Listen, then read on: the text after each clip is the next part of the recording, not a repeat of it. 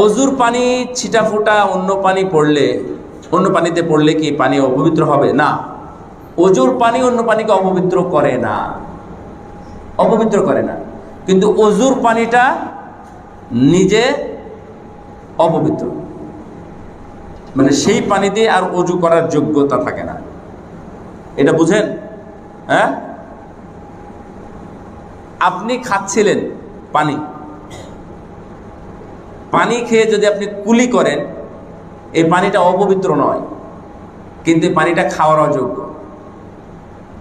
ঠিক আছে, এই পানিটা খাওয়ার অযোগ্য কিন্তু অপবিত্র না।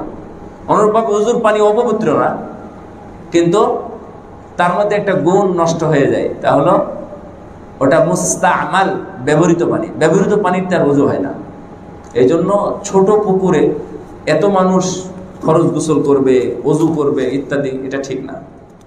অজু করতে পারেন, তো গোসল করলে